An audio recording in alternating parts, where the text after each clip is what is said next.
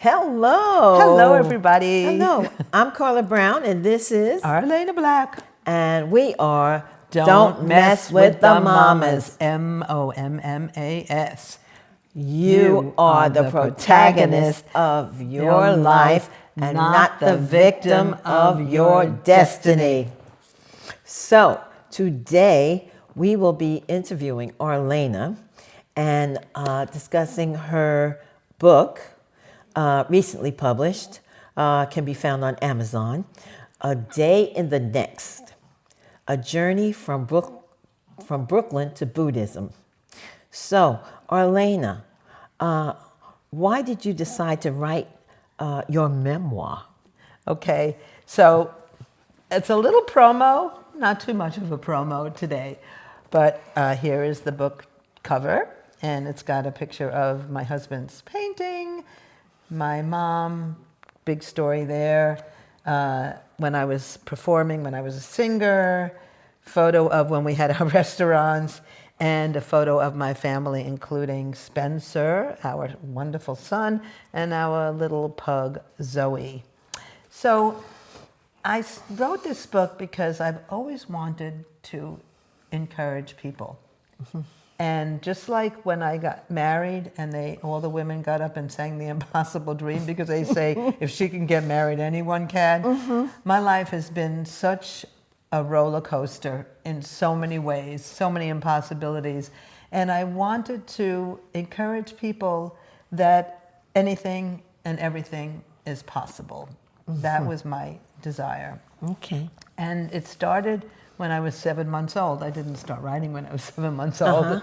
But when I was 7 months old, I had 107 fever. So I really should have died. And I think somehow something inside of me said, okay, if I'm going to be alive, I have to do whatever I can in this lifetime, maximize this lifetime.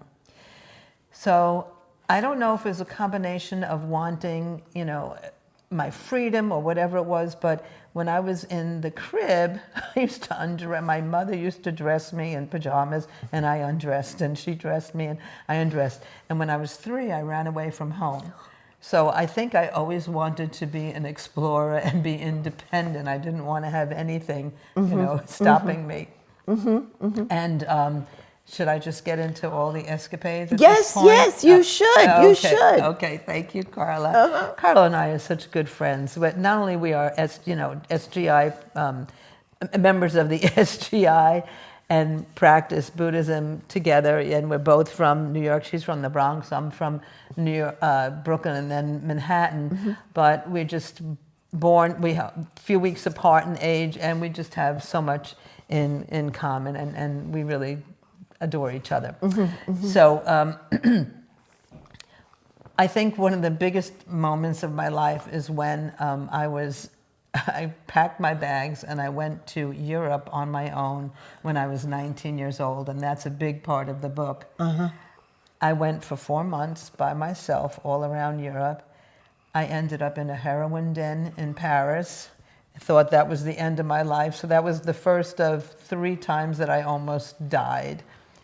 I really kept on skirting death in so many ways. And I ended up in a communist country where I was almost arrested, and just like so many crazy things. I lived in the caves in Greece for a while. So that was my spirit, to always be independent. An adventurer. An adventurer. And I always loved to sing. And so when I was little, I used to go around the house and pretending I was an opera singer. And I asked my mother if she thought I could sing at the Metropolitan Opera House. And my mother, because I had, this fever, and I'll get back to the heart problem in a minute, she was always very protective of me. And she didn't want me to experience disappointment. So I lived a kind of a sheltered life. So she said, well, Arl, and she used to call me Arl, I don't think, it's stiff competition, I don't think you could do that. And I think that was really discouraging for me, even though, many years later I ended up studying voice and singing in clubs in New York. Mm-hmm. And at the time I was given a contract to go out to California, and I was mm-hmm. told I'm going to be the next big star. Mm-hmm. I was so naive, and when I read the contract, they were going to tell me what to wear, what to sing, you know, control my life, and it was just so against my adventurous, explorative nature. But backing up, so my second time I almost died was when I had this high fever. It left me with a heart murmur. And when I was little, I was in and out of hospitals for children with heart problems and fatal illness. And actually there I met this young man, Cliffy. He was a child, actually. And I knew he was going to die, you know. And that really impacted my life as well. You know, and I realized it's so important to have deep compassion for one's life because we never know. You know, so I think that started me on a journey of really caring about others and wanting to encourage others. And so I had many what's called cardiocatheterizations, and by the time I was 12, I was told everything is fine, don't worry about it, you don't have this heart problem at all. And then when I was 30, I went to a doctor. I happened to take a chest x-ray, and she said, do you know that you have a very enlarged heart? And I said, oh. And interestingly enough, right, this is crazy, true story. Right before that, I was fired from a job because I was told I had too big a heart. So metaphorically, too big a heart, and I actually had too big a heart, right? How wild is that? So I was told that I needed open heart surgery, and I didn't have any symptoms. I felt great. And that was scary as all get out, having to go have open heart surgery. In those days, they cracked your sternum. So that was very painful. And I didn't know if I would survive it. It was a very serious surgery. But the weird thing is that the day I went to the hospital, the admitting clerk had the words Nam Myoho Renge Kyo on her typewriter. So I said, oh, okay, I'm in here to tell everybody about chanting and to be happy and stuff. So I was in such a high life condition, yeah. So I overcame that, and because of that, my mother, who had 13 nervous breakdowns, all hospitalized, I got her into the best possible research unit, and she was able to die of ovarian cancer a few years later, but definitely overcame that mental, you know, anguish in her life. So when she heard that I got her into a hospital and that I just had open heart surgery, she got on the phone, and this is from a Jewish mother in Brooklyn. She didn't say hello. She said, Nam Myoho Renge Kyo. It was wild. So when we both left the hospital, I took her to be able to join our practice. So that's some of the beginning point. Now, let me ask you another question. What are some of the most painful parts of your book? Yeah. I'm sure there's some things you would like to talk about. Yeah. So I think because of my mother's mental illness, and my father had pre-dementia at age 40, I think because of that, I said, I'm going to have to laugh my way through life. I'm going to look at every tragedy and trying to turn it around. So I think, well, of course, the most difficult was my mother's, you know, mental illness, because, you know, especially when I was very young, I was 10 years old in one particular time, and she came into my bedroom, and I was sick with fever. I had some kind of a virus, and she started making strange faces at me. And this is a mother who, talk about trust, this is a mother who I totally trusted. She was wonderful. She was the best listener of any human being I know, but she was a real martyr type. She gave everything to her kids and left nothing for herself. So I think that was the cause of many mental illnesses, and she wanted to seem, you know, perfect on the outside, and inside she was struggling so much, you know. And I could have gone down that road, because I know in high school I won for most cheerful, but I was so depressed inside. But, you know, outside we show one face outside. So that was very difficult, that, you know, I was trusting my mother, who was so wonderful, and then all of a sudden she would have these breakdowns, and very, very painful breakdowns, watching her each time. That was difficult. Another time, my third time when I almost died, was when I was singing in a club, and I took a cab. In those days we took taxis instead of Ubers, and I went to the club, and my parents actually were coming to hear me sing. And for those of you oldies, Joe Franklin introduced me, and he said, she's the next Barbra Streisand. Of course, you know, not, but that was nice to hear. And the taxi driver asked if he could come and listen to me sing. And I looked at him. I was so naive. I was so stupid. I looked at him and said, he had these icy blue eyes.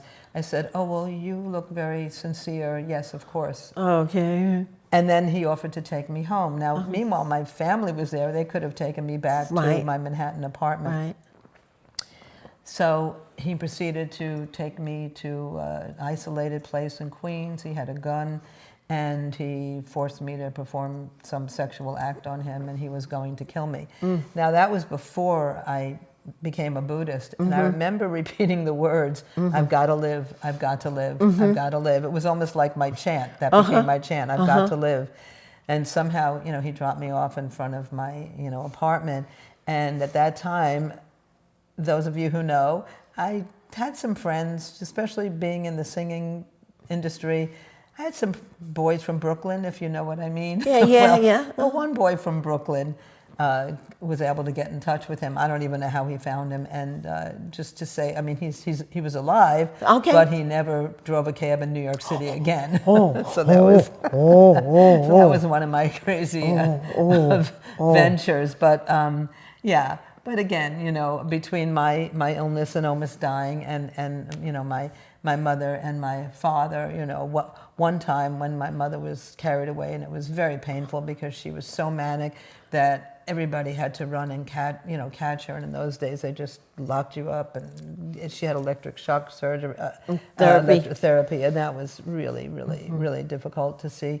But my father put his head down in his hands and said, "I'm going to put my head in the oven." Now, this is after 2 young girls, because I had a sister who unfortunately and very tragically died from pre-dementia last year.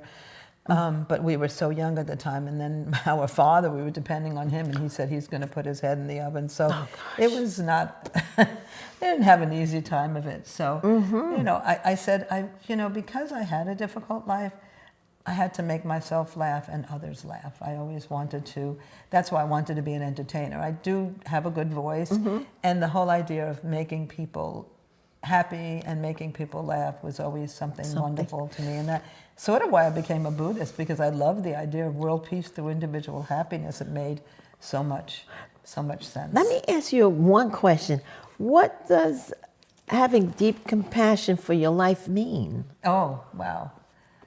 I guess it's caring enough about, well, if you don't care enough about your life, but you care enough about others, then you can develop it for yourself. That's sort of what I think about, because I was always external, I was always thinking about others, but I had a hard time, just like my mom and like my sister too, thinking about myself. And I think most of us do. So I think, for me, developing compassion started with developing compassion for others. Compassion for others, came to me by developing compassion for myself. And certainly, having a son at age 42, actually, I have to tell that story. It was too cute. So we married, my husband and I married, and we were not young. That's why all the women sang The Impossible Dream. I was engaged 3 times, and I was even engaged to an African, and I went to Nigeria, and I found myself singing on national TV in Nigeria. And I was going to spend my whole life in Nigeria, and I was staying in a place where nobody had seen a white person before, so that was enough of it. That was a crazy story. But I realized that although the people in Nigeria were amazing and wonderful, it was just too difficult a culture for me. So I came back, and my friend, who's African American, gave me away at the wedding, and she comically said, well, she didn't marry a black man, but her last name is Black, so she'll be called Black for the rest of her life. I mean, I couldn't say that. She was able to say that because she's African American. But anyway, so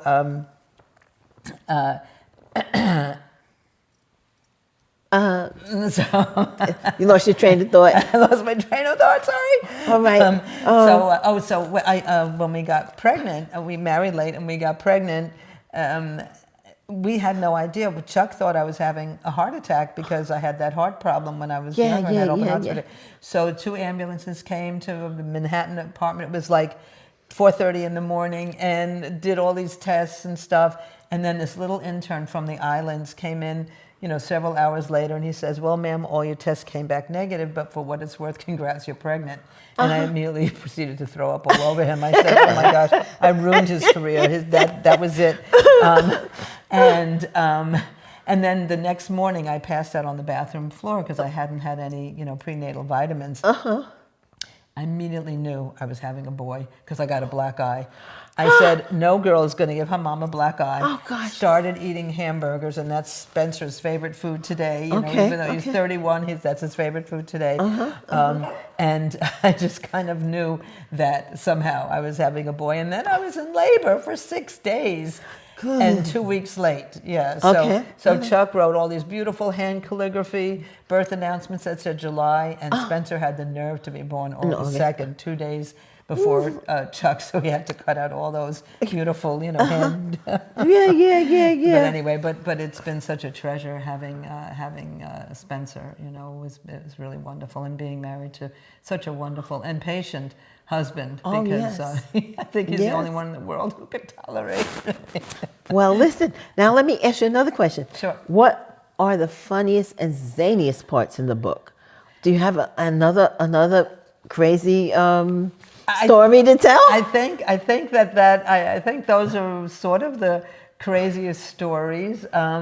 But they keep on happening. Every day of life, is something to laugh about, I think. Right. So I think that life, as we continue to live, life should be filled with, it should be just a giant roller coaster, all the ups and all the downs and all the thrills of climbing up and then quickly going downhill.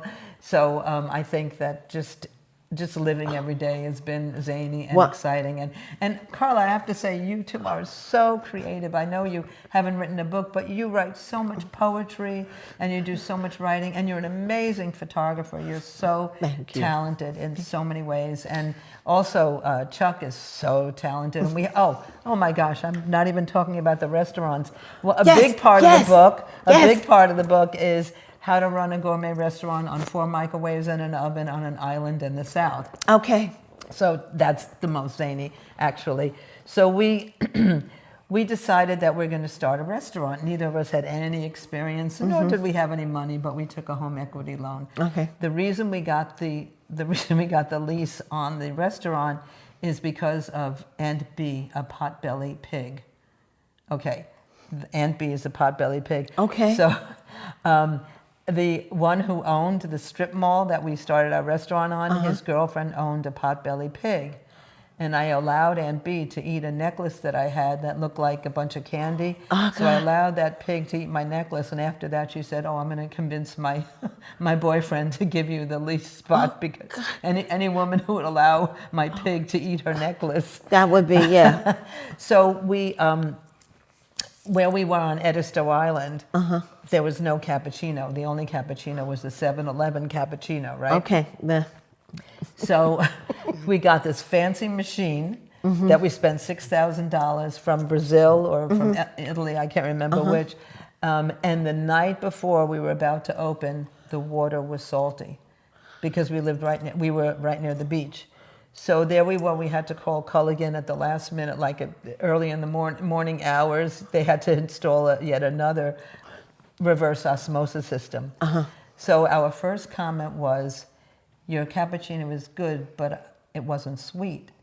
Nobody knew what it was to have a real cappuccino, so we had to really educate people about it. And we had the funniest scenes. One woman came in, and very much a country woman, right? Country bumpkin. And she said, give me the real stuff. I don't want those weeds. And there were those fancy Italian greens that we used on the salads.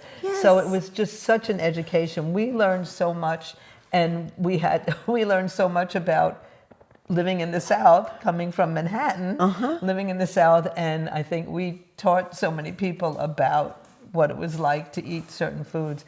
And we started out just as a carry-out. And then we only had 4 microwaves and an oven, but my husband, Chuck, was making these baby rack of lamb, roast rack of pork, all these things that DHEC absolutely would have thrown us in jail for. But every time they came in, we hid all the meat. Okay. And we hid the meat, and then they thought, oh, you're just carry out, so we don't worry about you. We're not concerned about you. Right. But we did the most amazing meals. I mean, he got a 4-star review, and we didn't have a kitchen. So gosh. actually, that part of the book is really the how to open up a restaurant with nothing, but just a lot of talent. And we use the concept of Kaizen, building every single day, doing something a little bit more. But he made the most amazing meals, the most incredible soups, wonderful desserts. It was just so fun. And then we opened up our second restaurant, a much bigger restaurant. And that's a whole story. You have to read the book because that was a whole story. It was a year late in getting open.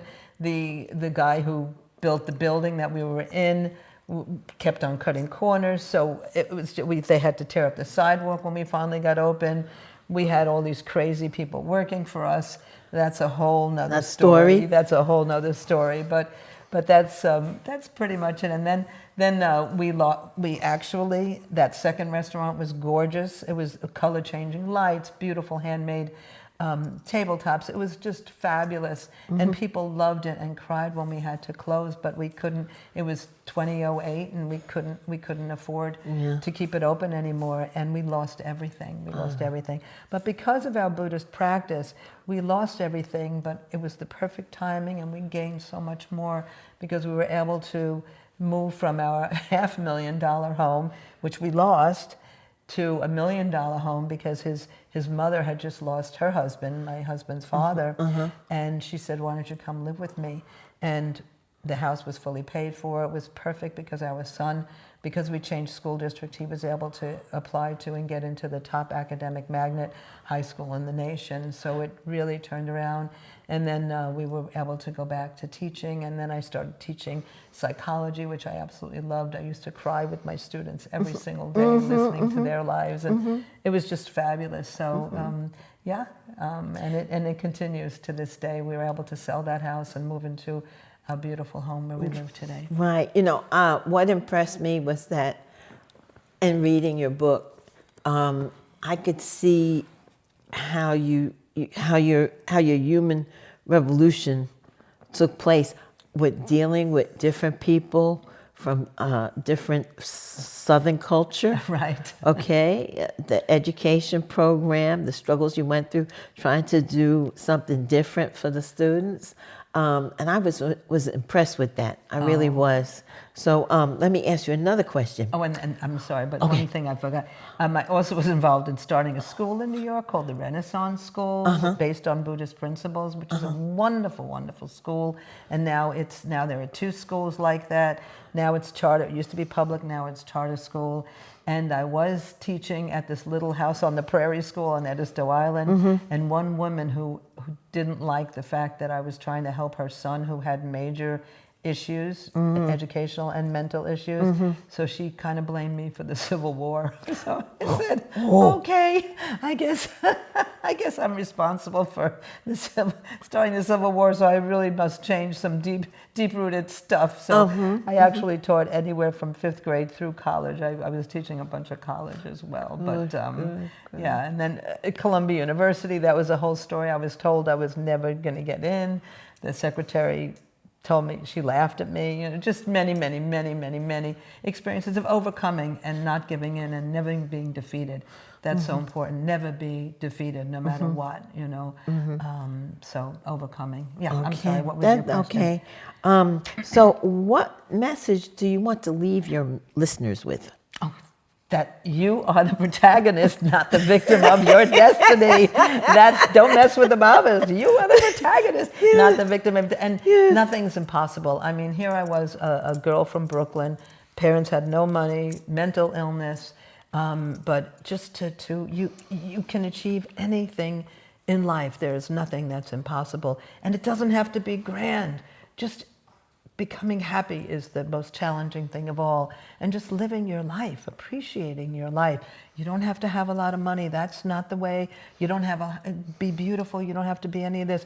Just to really appreciate every day of your life and regard every day as a treasure. As a treasure. So thank you so much, You're Carla. welcome. I You're really welcome. Appreciate it. So I think with that, I think those are the most important. That was the takeaway. That was the takeaway right there. So don't forget, please get Arlaana's book, A Day in the Next, A Journey from Brooklyn to Buddhism. You're going to enjoy this book. It's going to take you through all the ups and downs, and you know the downs. When she has her downs, the next one isn't up. So you're going to enjoy this book, okay? Roller coaster. Yeah, right. I was so impressed. I was touched. I was touched. So I want to give closing words right now, and it says, there is no one lonelier or more unhappy than a person who does not know the pure joy of creating a life for himself or herself. To be human is not merely to stand erect and manifest intelligence or knowledge. To be human in the full sense of the word is to lead a creative life. And I think that's what I'm going to leave you with. You're quite welcome. We are. Don't mess with the mamas. MOMMAS. Please write to us, mamas, MOMMAS.podcast@gmail.com. Don't forget, you are the protagonist of your life, not the victim of your destiny. Find us on YouTube and any platform. Yay. Thank you. Thank you so much. Thank you. You're welcome. Thank you. Bye.